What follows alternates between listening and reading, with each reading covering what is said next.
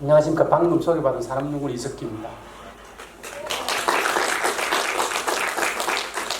제가 보통 강의를 의뢰받으면 남북한, 북한 산업 현실과 남북한 산업 협력 이런 쪽으로 강의를 주로 의뢰를 받습니다. 근데 지금 보시면 제목이 이제 남북 경협 이상과 현실이죠. 이 현실이 묻었다는 건 뭔가 좀 문제가 있다는 이야기죠. 그래서 지금 남북한 간에 아무것도 할 수가 없고 당분간 할 수 있는 일이 없을 것 같다는 지금 현실 때문에 아마 강제북이 이렇게 바뀐 겁니다. 그래서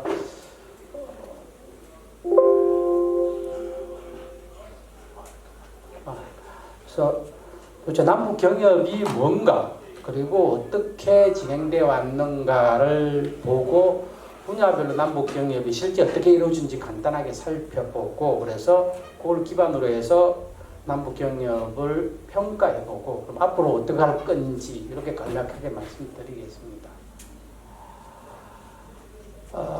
남북한 간의 그 교류협력 관계를 규정하는 기본법이 남북한 교류협력에 관한 법입니다. 이 법에 이제 남북한 사이의 모든 접촉과 거래를 교류협력으로 이제 규정을 합니다. 그러니까 교류협력, 그러니까 남한과 북한이 만나서 뭔가가 협력하고 만나고 하는 것 전체가 다 교류협력인데 그중 이 교류협력 크게 보면 이제 경제적, 비경제적 교류협력 예컨대 뭐 남북한이 막 체육 행사를 축구를 한다거나 이런 것 혹은 문화 행사를 한다거나 하는 부분이 이제 비경제적 교류협력이고 경제적 교류협력은 어떤 형태든 남북한 간의 경제적 자원, 물자가 됐든 서비스가 됐든 기술이 됐든 경제적 자원이 이동하는 것, 이 경제적 교류협력입니다. 그래서 이 경제적 교류협력이 크게 보면 남북한 경제협력입니다. 그래서 이제 다시 이제 그 경제적 교류협력을 또시 나누어 보면 상업적 거래, 말하자면 이익을 위해서 거래하는 것이 상업적 거래고, 그다음 상업적 거래와 상관이 없는 비상업적 거래도 나눠볼 수 있습니다. 상업적 거래를 보면 민간 기업이 수익을 위해서 하는 단순 물자 교육, 가장 많은 게 예컨대 뭐 북한에서 모래를 파온다거나 혹은 북한산 조개류들을 사온다거나 하는 것들. 이게 한창 한국에서 조개구입집이 유행했고 지금 많이 줄어드는데 그 조개구입집이 대부분 북한산에 있었습니다. 조개 뭐 이런 것들이 이제 단순 물자 교육이고 위탁 가공 교육은 인가공이라고도 하는데 그 남쪽에서 어떤 물건을 어떻게 만들어 달라고 하는 그 요구와 만들기 위한 중간재를 다 보내고 북한에서는 그걸 받아서 최종적으로 가공을 해서 다시 한국으로 다시 보내면 한국은 그 주문자 자체가 상표를 가지고 그냥 그대로 파는 거죠. 그 북한 쪽은 최종적으로 가공만 해주는, 그래서 가공비만 받는 형태의 거래를 위탁 가공 교육. 그래서 이 부분은 투자 협력하고 물자 교육하고 중간쯤 되는 뭐 그런 겁니다. 그 다음에 투자 협력은 문자 그대로 투자가 들어가는 협력이고요. 비상업적 거래는 돈벌이를 하기 위한 목적이 아니고 다른 여러 가지 목적을 한 거래입니다. 그 중에 저희 인도적 지원은 이제 문자 그대로 북한에 대한 식량, 비료, 의약품 등을 지원하는 거래고 이게 1990년대에 북한에서 소위 북한식으로는 고난행군식인 90대 초중반부터 하반기까지 굉장히 여러 가지 나쁜 상황이 겹쳤습니다. 대규모 수해가 발생했고 그 다음에 사회주의 경제권이 무너지고 김일성이 사망하고 이런 것들이 겹쳐서 식량 사정이 굉장히 나빠져서 한때 1년에 뭐 수십만 명이 굶어 죽었다라고 할 정도의 상황이 나빠졌습니다. 그때 이제 대규모 식량이 지원되고 또 생산을 위한 비료도 지원하고 그래서 식량, 비료, 의약품, 뭐 영유아 영양품 이런 것들이 주로 인도적 지원 형태로 지원입니다. 그 다음에 정부 간 협력 사업도 많이 이루어졌습니다. 정부 사이에 남북한 정부 사이에 협력 사업 대부분 인도적 지원의 형태를 띠고 있는 거죠. 나중에 말씀드리겠지만 철도면 도로 연결 사업 하거나 뭐 이런 것들 대북 에너지 지원 이런 것들 나중에 상세하게 다시 말씀드리겠습니다. 그 다음에 이제 국제기구를 포함한 대북 지원, 국제기구가 예컨대 FAO라든지 뭐 이런 그 WHO라든지 이런 국제기구들이 저개발 국가라든지 이런 나라에 지원을 하는데 이제 북한에 지원할 때 우리 쪽에서 직접 지원하는 돈을 우리가 대어서 지원하는 방식. 그다음에 경수로 사업 지원 이 부분도 마찬가지입니다. 이 북한 핵 문제가 굉장히 불거졌을 때 이렇게 육자회담이라 그래서 뭐 한국, 중국, EU, 일본 뭐 이런 나라들이 같이 참여해서 북한이 핵 개발을 중단을 하고 그에 대한 대가로 소위 원자로 중에서 핵무기를 만드는 물질을 만들어내지 않은 원자로인 경수로를 대신 만들어주는 사업이 경수로 사업입니다. 이게 꽤 많이 큰 돈이 드는데 여기도 우리나라가 집중적으로 지원을 했어요. 이런 것들이 이제 비상업적 거래로 형성되어 있습니다. 그래서 이제 표를 보면 뭐 이렇게 그 남북 경협이 이렇게 구성되어 있습니다. 이거 되게 좋네요. 그래서 왜 이 표를 왜 보여드리냐면 통일부에서 남북 경협의 규모를 이제 그 통계로 표현할 때 이 기준에 따라서 표현을 합니다. 그러니까 대북 지원과 민간 상북 경협 전체를 남북 교역이라고 해서 전체 금액을 다 치고요. 그 중에 다시 이제 카테고리를 나누기로 상업적 거래와 비상업적 거래를 나누고 상업적 거래는 다시 일반 교육, 위탁금 교육, 경제 협력을 이렇게 나눕니다. 그 다음에 대북 지원은 인도적 지원과 남북간 경협. 여기 보시면 아까 말씀드린 대로 그 내용들이 다 들어있죠.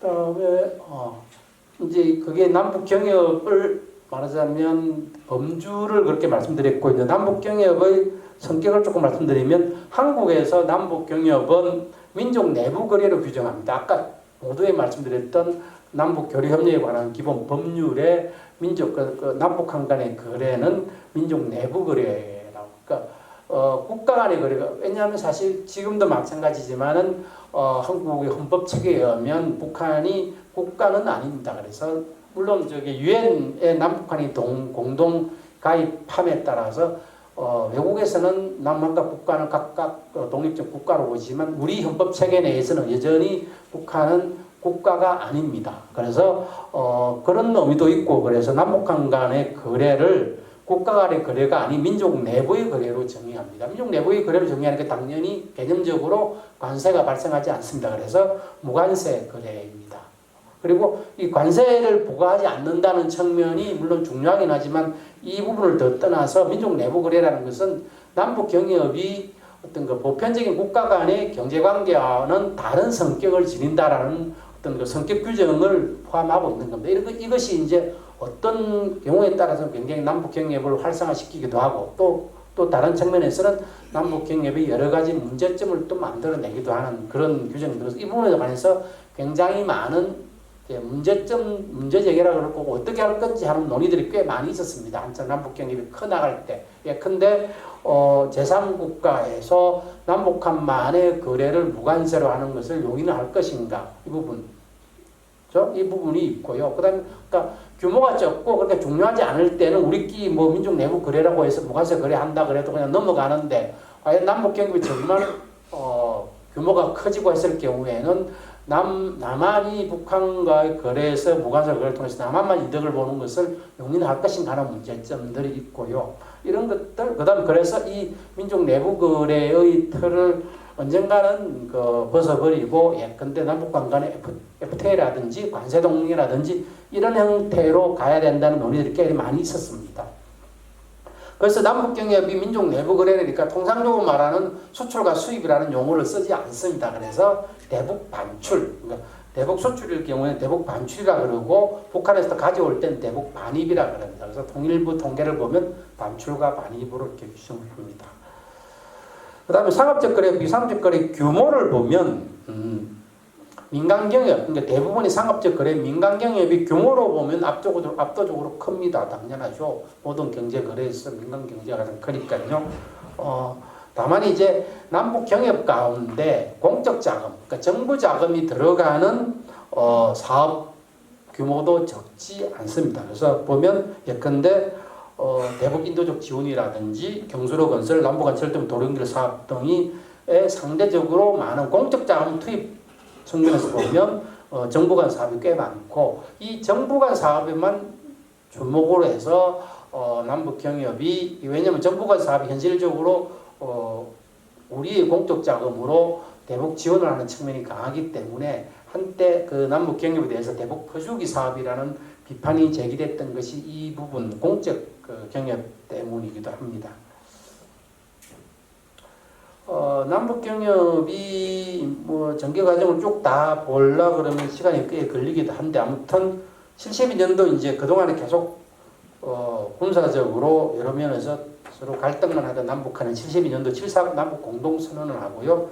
그 다음에 이제 74년도 되면 한국 정부가 저희 평화통일 3대 원칙을 제기합니다.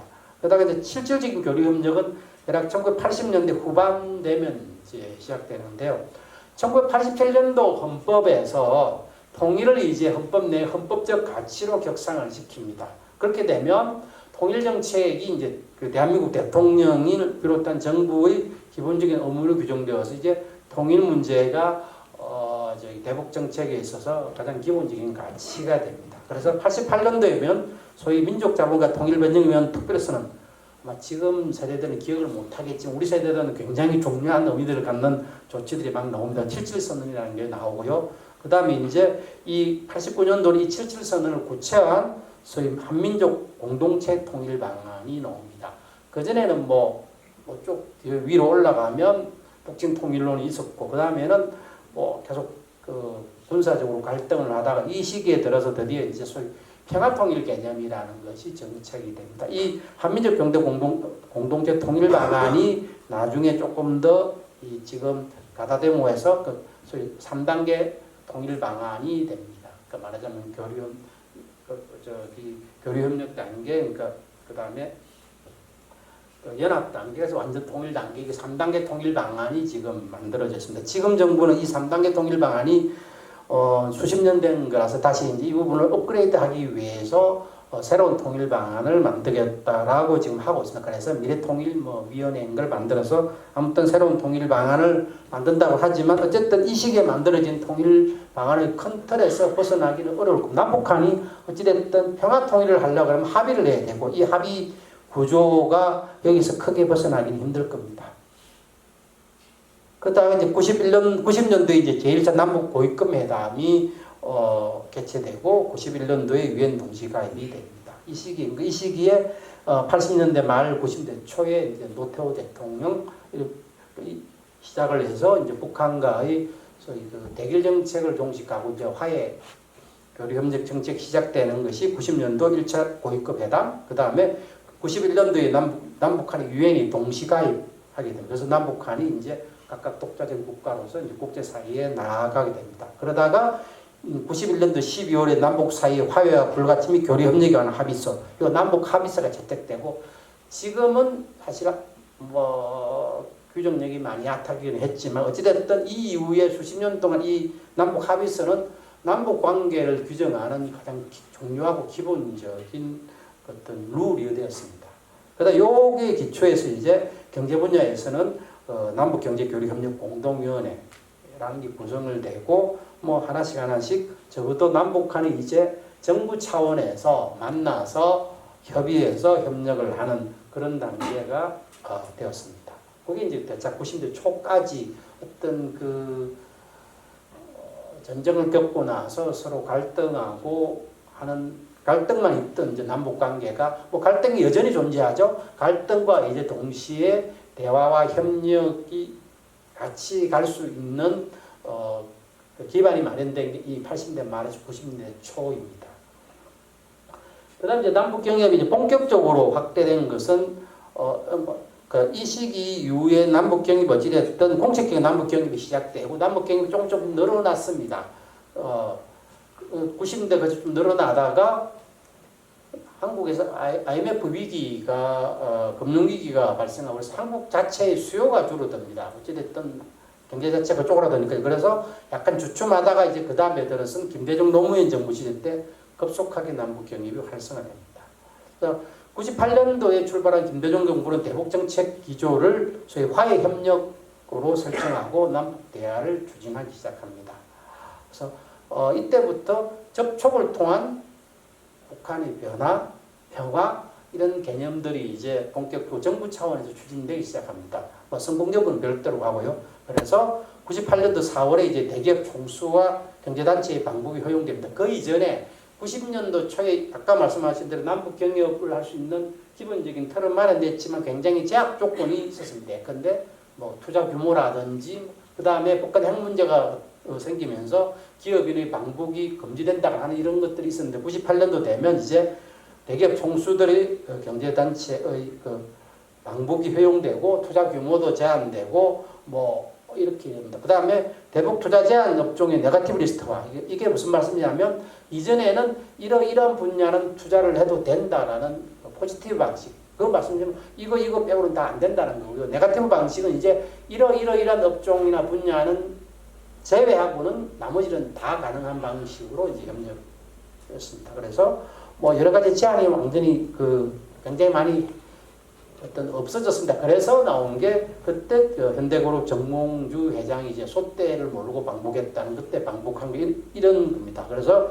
김대중 정몽주 회장이나 대우그룹 소위 김우중 회장 등이 이제 북한에 가서 당시 김일성과 굉장히 큰 프로젝트에 대해서 합의를 합니다. 그래서 정몽주 회장이 합의한 것은 금강산하고 개성공단이고 김우중 회장이 합의한 것은 남포공단 이런 식으로 굵직굵직한 소위 말하자면 김일성과 뭐 이렇게 한국의 재벌 회장들이 합의를 하고 그게 그 이후에 이제 남북 경협의 큰 사업의 토대가 됩니다. 뭐 중간에 가다가 여러 가지 문제가 발생하긴 하지만 그 다음에 이제 2000년 6월달에 김대중 대통령이 이제 북한에 가서 소위 그 정상회담을 하고 6.15 공동선언이 이루어졌다. 이 6.15 공동선언이 이제 통일 문제를 민족 자주적 방식으로 해결하고 경제협력 활성화의 주요 내용을 가지고 요 6.15 선언도 아까 말씀드렸던 남북 합의서와 함께 상당 기간 동안 남북 관계를 규정하는 주요한 그 합의 문건이 됩니다. 그 다음에 노무현 정부 때는 어차피 기본적으로 정권이 연계됐기 때문에 화해 협력 정책을 이어봐서 이제 평화 공동 변경 정책을 추진합니다. 그래서 이 시기에는 개성공단이 이제 본격적으로 추진이 되고요. 그 다음에 일반 교육, 위탁 가공 교육, 그리고 개성공단 이외 지역에서 남북 경협이 이 시기에 활성화됩니다. 개성공단에서는 뭐 하니까 개성공단 이외 지역에서 남북 경협하려면 사실은 쉽지가 않잖아요. 한국 기업인이 평양에 가는 것도 쉽지 않고 거기 뭐 여러 가지 문제가 많았는데 그 당시에 이제 개성공단 내 남북 경제협력 협의 사무소인가 하는 걸 사무소를 만들어서 거기서 중계도 하고 그랬었습니다. 그게 지난번에 북한이 폭파한 그 건물입니다. 저도 그거 가보고 그랬었는데 개소식 할 때 한때 그게 잘 될 때는 남측에서 그 북측하고 주로 위탁 가공 교육인데 하겠다고 하는 수요가 북측의 설비가 왜냐면 공장이 얼마 안 되니까 생산 활동을 할 수 있는 공장 설비보다 이쪽에 수요가 많아가지고 남한 기업이 요구하는 것만큼 다 인가공유 할 수 없을 정도로 한때는 남한 기업 남쪽에서의 수요가 넘쳤던 시기도 있었습니다. 그러다가 이제 또 북한 핵 문제가 또 생기면 또 속도 조절을 하다가 2007년 10월에 이제 임기만이 2010월 10월에 이렇게 제2차 정상회담을 하죠. 그리고 이제 서해 평화협력지대, 그다음에 조선협력 등을 포함하는 이제 여러 가지 이제 남북 경협 사업을 합의를 하고 그 이후에 이제 합의에 그치지 않고 고위급 회담을 하고 이 합의를 구체화하기 위해서 실행하기 위해서 꽤 많은 노력을 했는데 이제 임기가 끝나고 정권이 바뀌면서 그냥 이 합의에서 그친 사업입니다. 그 다음에 이제 정권이 바뀌면은 이제 남북경협 위축기로 들었습니다. 대충 그러니까 남북경협이 대략 한 십몇 년 정도가 활성화되고 성장하던 시기였고 그 이전에 한 10년 정도는 초기 시작 단계 정도 그러고 나서 다시 이 시기 되면 다시 위축됩니다. 그러니까 북한 핵 문제가 계속 이제 쭉 진행되고 심화되니까 이제 이명박 정부 때에는 대북 정책의 핵심이 이제 교류 협력이 아니라 이제 북한 비핵화로 옮겨갈 수밖에 없었고 그래서 이 시기에 나왔던 북한에 관한 경제 정책의 핵심이 이겁니다. 소위 비핵 개방 3천인데 북한이 비핵화에 나서면 여러 가지 과감한 지원을 해서 북한의 국민 소득을 1인당 소득을 3,000달러 되게 만들어 주겠다라는 겁니다. 이게 뭐 한편으로서는 비핵화가 되고 나서 북한은 3,000달러 해준다는 게 비핵화 우선 먼저 요구를 하는 게 현실성이 없다는 비판이 있기도 하고 또 한편으로는 이 정책을 만드는 사람들은 반드시 그런 건 아니다. 초기 조치만 해도 지원한다고 뭐 어쨌든 그렇긴 했습니다만 이 비핵화봉 3,000은 어쨌든 뭐 정부의 이명박 정부의 대북 정책에 대해 브랜드이긴 했지만 실제로 이루어진 바는 없죠. 근데 이러다가 이제 이명박 정부 하반기로 되면 북한이 저렇게 되면 얼마 못 갈 수도 있다. 그래서 통일 문제가 급속도로 이렇게 떠올랐습니다. 그래서 아마 그때 이제 통일 항아리라 그래서 통일이 갑작스럽게 북한이 통일되면 그때 대비하기 위해서 자금을 모아야 된다. 그래서 민간이 모금도 하기도 그랬습니다. 북한 통일 이 시기에 되면 북한 소위 북한이 망할 수도 있다는 인식들을 하기 시작했었습니다.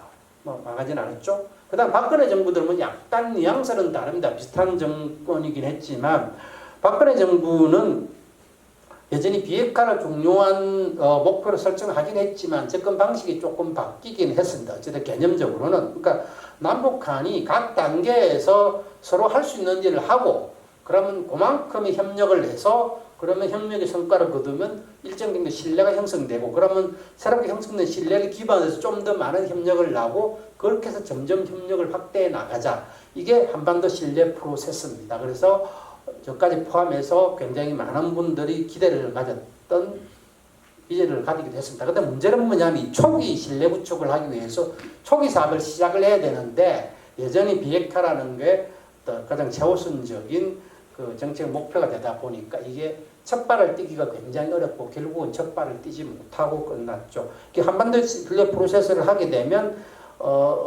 요거 쌍이 되는 그 정책 중에 하나가 비전 코리아 프로젝트라 그래서 북한이 비핵화를 하기 위한 데 적극적으로 나서면 주로 인프라를 중심으로 해서 과감한 지원을 하겠다라는 게 이제 또 맞물려 있었습니다. 어찌됐든 그런데 신뢰 프로세스가 가동하려고 그러면 초기 프로세스가 시작이 돼야 되는데 요거 시작을 잘 못한 거죠. 처음에 우물에서 물을 끼려고 처음에 물을 집어넣지 마중물을 집어넣어야 되는데 남북한이 또 아무도 마중물을 넣지 못해서 이게 시작을 못하고 말았습니다.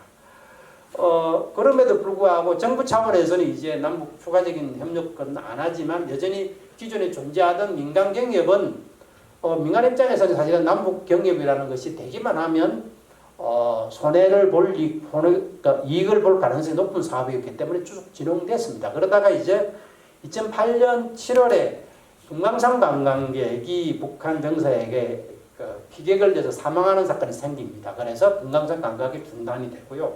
2010년에 다시 천안함 사태가 발생해서 그때 이제 한국 정부가 개성공단을 제외한 모든 남북 경협을 중단을 시켰습니다. 이게 소위 모의사 조치입니다.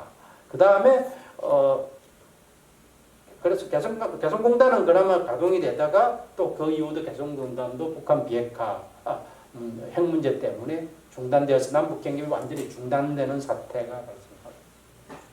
문재인 정부 시절에는 들었으면 남북한 간의 포괄적인 경제협력 상황인 소위 한반도 신경제 구상을 발표해서 북한 전역에서 다양한 형태의 남북 경협을 해서 남북한이 서로 잘 살아보자라는 비전도 발표하고 2018년도 정상회담에서 개성공단을 이렇게 재개하고 개성공단을 금강산을 재개하고 남북한 철도도로 연결 포함해서 여러 가지 합의를 했습니다만 2019년도에 이제 1차 북미 정상회담은 잘 되고 2019년 하노이 북미 정상회담이 어그러지면서 따라서 사실은 아무것도 못하고 말았습니다. 왜냐하면 이게 2017년도에 북한의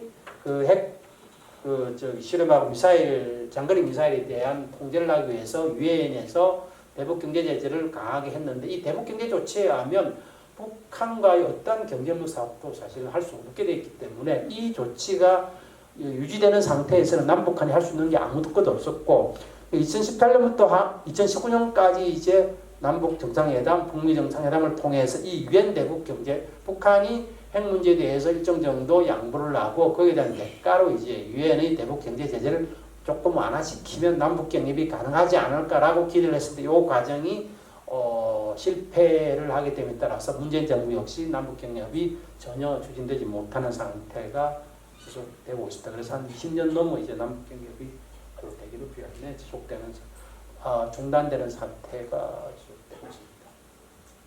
이게 이제 우리 쪽 관점에서 본 남북 경협이고요.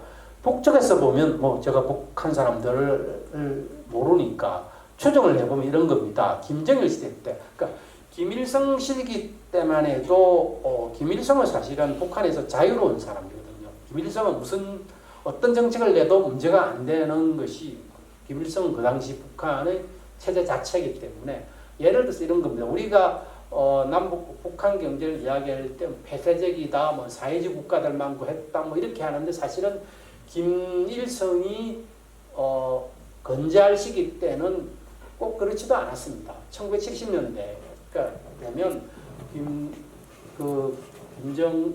서방 국가들로부터 차관을 들여와서 정유 공장을 세우고 석유화학 플랜트 세우고 하고 거기서 돈을 벌어서 돈을 갖겠다라고 할 정도로 굉장히 나름대로 유연한 정책을 유연하다기보다는 필요하면 했었던 거죠. 초기에 사회주의 경제를 건설하고 키울 때만 해도 사회주의 국가들로부터 지원을 받고 해서 꽤 나름대로 빠르게 성장하다가 대략 한 70년대쯤 중반 넘어가면 이게 더 이상 성장이 지체되니까 김일성 입장에서도 뭐 필요하면 서방에서 빌려서 하고 이 시기 되면 무역에 있어서도 서방의 비중이 거의 반이 가까울 정도로 막 늘어납니다. 일본이라든지 독일, 뭐 유럽 이런 나라들과 무역도 하고 자본도 들여와서 투자도 하고 뭐 그랬습니다. 그러다가 이제 원래는 이렇게 서방으로부터 자본을 투자받아서 투자를 내서 경제가 성장해서 그러면 원리금 상환하면 되는데 이 시기에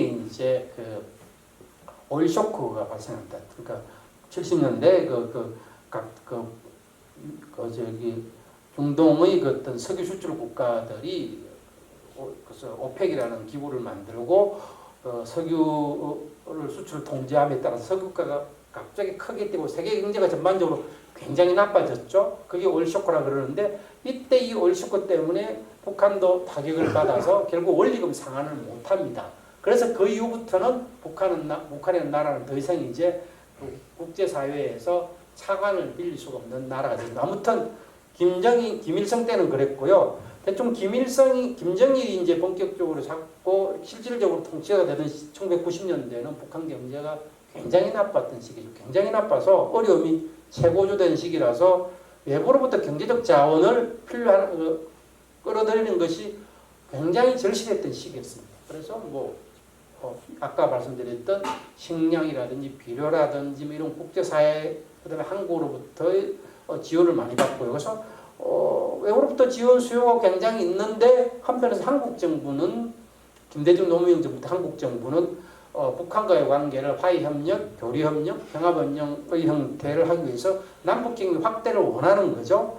그래서 근데 남북경협이 확대를 우리 남쪽에서 남북경협 확대를 원하고 북쪽에서도 남북경협을 할 수 있는 여력이 있다 그러면 통상적으로 어떻게 하냐 그러면 다른 나라도 그렇지만 북한이 스스로 예컨대 뭐 개성도 좋고 평양 인근도 좋고 자기들이 공단을 만드는데 자기 돈으로 공단을 만듭니다. 그래서 여기 공단을 잘 꾸려놨으니 외국 기업들 들어오세요라고 하는 게 통상적인 외국인 자본 유치 경제 특구입니다. 근데 그 당시 북한은 그렇게 할 만한 여력도 없었던 거죠.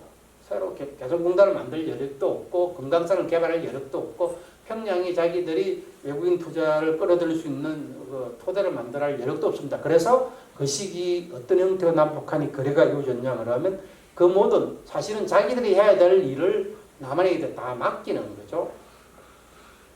그 개성공단을 북한은 땅만 내놓고 물론 거기 있던 군대들 뒤로 미루는 것도 적은 일은 아니지만 땅만 내놓고 한국이 들어가서 땅 고르고 공장 세우고 다 한 거죠. 모든 투자를 한국이 다 한 겁니다. 근데 이제 그렇게 되는 과정에서 그러면 북한 입장에서는 그렇게 해서 한국 기업이 들어와서 그 과정에서 투자하고 돈 벌어서 경제를 위기에 빠진 경제를 살린다는 거고요. 그러면 그렇게 되면 사실은 그 개성공단을 거래만 놓고 보면 이게 거래라는 것이 양쪽이 주고받는 것이 동일해야 되는데 주고받는 게 동일하지 않은 거죠. 경제적 거래로서. 근데 당시 북한 입장에서는 이겁니다. 남측이 우리는 경제적 자원이 필요하고 남측은 경제적 자원도 필요하겠지만 비경제적 자원, 교류 협력이라든지 아무튼 별로 마음에 들지는 않지만 남한 사람들 평양에 들어오게 허용한다거나 이런 것들을 하면서 하고 남한은 뭐 그런 그런 것들을 받아들이면서 이제 대북 투자를 우리는 장기적으로 대북 투자를 하는 거죠. 왜 이 말씀을 좀 길게 드리냐면 김정일 시대 때만 해도 남북 경협이 크게 보면 북한 입장에서는 경제적 남한으로부터 최대한 경제적 자원을 받아 끌어들이기 위해서 북한에서는 비경제적 분야에서 양보를 하는 그렇게 협력을 관계가 구축됐고 소위 그 남한의 한국의 어떤 남북 경협에 대한 개념 규정 민족 내부 거래라는 것도 북한도 비슷한 관점을 가지고 하는 것이니까 이렇게 한 거죠. 뭐 잘 사는 그러니까 잘 사는 형제로부터 뭐 경제적으로 좀 뜯어내는 것이 뭐가 문제가 되느냐는 식이죠. 이게 무슨 뭐냐면 남북 경협이 어떤 면에서는 실제로 이루어질 수 있는 것보다 더 많이 이루어진 측면이 있고요. 또 한편으로는 이렇게 되니까 그 거래 한쪽 편이 남북 경협을 경제적 거래라고 인식을 안 하니까 여러 가지 문제가 발생하는 거죠. 꼭 경제적 합리성 혹은 어떤 국제적으로 형성된 경제 거래에서의 룰이라는 이런 것들을 잘 안 지킬 필요를 못 느끼는 거죠.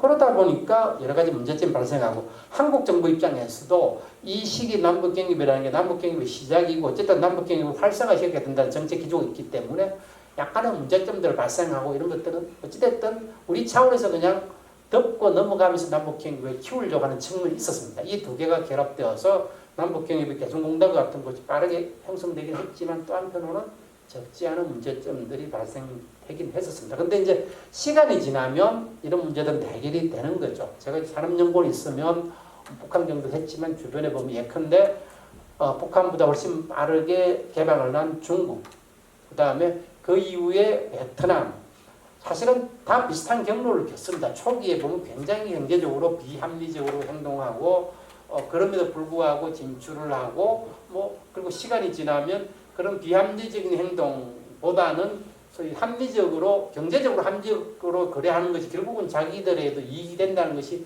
확인이 되고 난 다음에야 좀 더 모든 그 경제적 거래가 이 나라의 경제적 거래가 경제적 합리성에 따라 움직이니까 북한 남북 경협도 시간이 지났으면 그렇게 됐었을 건데 아무튼 이 시기는 그랬고 이런 것들이 소위 말해서 남북 경협에 대한 부정적 인식이 이제 형성된 원인 중에 하나였다고 봅니다. 그러니까 이 북한이 이러한 인식이 남북 경협을 확대시키는 역할을 했었고 예컨대 개성공단을 북한이 스스로 다 개발하겠다 했다면 이게 하세월입니다. 언제 그 틀을 닦아서 할 수 이게 안 되는 일이었던 거죠. 그러니까 남한이 들어서 그 공단을 우리가 다 만들었기 때문에 개성공단이 가능했던 거라는 거죠. 그런 측면이 있습니다. 그 다음에 김정은 시기 되면 조금 달라집니다. 2000년대 이후에 대충 김정은이 2010년도, 2012년도 그때쯤 되면 북한 경제가 나름 개선이 됩니다. 이런저런 측면에서 개선이 되고 그러니까 90년대 후반에 굉장히 나빴던 북한 경제가 1차적으로 국제사회 지원, 가장 큰 문제됐던 식량 지원이 한국에서도 하고 국제사도 하고 비료도 지원하고 해서 식량 문제가 좀 개선되고 그 다음에 무역, 대무역, 그러니까 남북경협, 그 다음에 북중무역이 점점 늘어남에 따라서 북한에도 나름대로 이제 외화도 들어가고 그 외화를 가지고 또 중국으로부터 기계도 사고 중간재도 사고 해서 다시 경제 생산을 늘리는 아무튼 경제가 큰 틀에서는 성장이라고 하는 표현은 적절하지 못하고 회복돼 갑니다. 그래서 2010년대 중반쯤 되면 이제 북한이 나름 조금 나아진 그래서 스스로 이제 뭔가를 할 수 있는 때가 된 거죠. 그래서 김정은 시대 때 게다가 김정은이 어릴 때 서방에서 자라 공부를 했다는 것 그 부분이 김정은 개인의 캐릭터를 어떤 형성하는 데 영향도 미쳤고 그 다음에 아까 말씀드렸던 대로 이런 식으로 비경제적으로 비합리적 행동에서는 경제적으로 오히려 손해라는 인식도 이제 한 20년 지나면서 애들도 공부도 했고 그래서 김정은 시기 되면 남북경협이 이제 그 비경제적 자원과 경제적 자원의 교환이 아니고 경제적 자원 간의 교환으로 인식을 하게 되고 그런 면에서는 이제 사실 대북 제재라는 이런 어떤 그 장애 요인만 없었으면 굉장히 빠르게 성장을 조건이 조금씩 갖춰져 갔었습니다. 이런 그 경제협력에 대한 김정은의 어떤 인식을 보여준 것 중에 하나가 이겁니다. 연도는 지금 생각 2021년인가 2020 그때 그 금강산 관광이라고 또 개성공단과 마찬가지로 북한이 금강산을 내놓고요, 지역을 내놓고 현대아산에 가서 호텔도 세우고 막 해가지고 거기 이제 한국 관광을 데리고 들어가잖아요. 근데 2007년에 금강산 관광이 중단이 된 거죠. 그럼 아무것도 못합니다. 근데 건물도 썩잖아요. 유지보수도 해야 되는데 이게 십몇 년 동안 그대로 놔두니까 여기 있는 이제 건물들이 굉장히 문제가 됩니다. 북한이 또 거기에 새로 건물을 지으니까 북한 측 건물은 새 건물인데 우리 측 건물은 15년 정도 짓고 하니까 점점 문제가 되는 거죠. 그래서 북한 김정은이 이거 헐어가라 그런 거예요. 근데 그때 나온 이야기가 그겁니다. 이 그 흉물스러운 북한 이야기입니다. 흉물스러운 건물을 지금 빨리 헐어버려라. 그리고 옛날에 우리가 굉장히 어려워서 외세에 의존하는 방식으로 했는데 금강산 이야기입니다. 금강산 관광을 외세에 의존하는 소위 금강산이라는 그런 그 관광 자원을 자기 스스로 개발하지 못하고 한국이라는 외세에다가 의존해서 했는데 더 이상 이런 방식으로는 안 하겠다라는 것이 금강산에 있는 한국 저 건물을 헐면서 김정은이 한 이야기입니다. 그래서 김정은은 이런 식으로 소위 말해서 북한이라는 나라를 정상적인 국가로 만들고 그래서 자신은 소위 정상적인 국가의 지도자로서 뭐 유엔에도 가고 싶고 뭐 이런 생각들을 표현하기도 했었습니다. 그게 이제 2017년 유엔 개국 제재되기 전이고요. 2018년 남북 정상회담 2번 그리고 북미 정상회담 할 때만 해도 이게 가능할 거라고 생각을 했었던 것 같습니다. 뭐 조금 다른 이야기긴 하지만 이 시기에 김정은 시기에 들어서서 북한 사회주의 국가는 당 국가잖아요. 그러면 사회주의 국가를 운영하려면 우리 같으면 1년에 5년에 한 번씩 대통령 선거하고 4년에 한 번씩 국회의원 선거하면서 어떤 정부가 바뀌고 그럼 바뀐 정부가 새로 어떤 정책 노선을 하고 이렇게 해서 나라가 움직이는데 북한 같으면 이런 그 정권 교체가 없는 나라이기 때문에 결국은 제일 핵심적인 나라를 꾸려나가는 소위 노동당 당대회를 통해서 어떤 국가의 운영을 결정을 합니다. 이게 정상적으로 5년 단위로 돼야 되는데 이게 굉장히 오랫동안 당대회도 못 열었어요. 그동안에 북한 경제가 워낙 나빠서. 그러다가 이제 집권하고 나서 당대회를 열고 그 이후에 다시 5개년 계획을 발표를 합니다. 그때 내용을 보면 이 사람들이 생각이 우리를 보면 지금 보면 좀 황당하긴 한데 이런 생각입니다. 핵무기를 일단 만들면 북한 입장에서 보면 핵무기를 일단 어찌됐든 만들어 놓으면 외세로부터 침략에 대한 두려움 우리는 더 이상 안 가져도 된다. 그래서 이제는 자신 있게 해외로 문을 열어 제치고 외국으로부터의 자본을 끌어들이고 대외 경제 관계를 한다. 그러면 북한 경제가 굉장히 성장할 수 있을 거다. 이게 5개년 그 당시 2016년부터 2020년까지 5개년 연간 경제 성장 8% 하겠다고 발표한 5개년 전략의 핵심 내용입니다. 그 내용 중에 보면 이런 것들이 있습니다. 지금은 중국과의 관계가 너무 중국에 편중되어 있는데 이 중국 편중을 줄이고 경제관계를 다양해야 된다. 그 시기에 경제관계 다양화는 결국은 서방 국가와의 경제관계 다양하거든요. 이런 생각을 했었던 것 같습니다. 핵무기 개발을 하면 우리는 자기들 입장에서 우리는 국가 방어를 위해서 무기를 개발하고 오히려 북한 입장에서는 핵무기 개발이 싸다. 그래서 우리가 먼저 여전히 위태로우니까 나라를 일단 국방을 안정화시키고 나면 자신 있게 대개발을 한다는 생각이었는데 거기서부터 이제 북한의 생각이 굉장히 어긋난 거죠. 아무튼 그러고 나서 그 김정은 시기의 저희 2017년까지는 김정은 이런 식으로 우리가 보기에도 조금 이전보다는 나은 그런 그 경제관을 가지고 있었고 남북 경협도 그렇게 생각을 했었던 것 같습니다.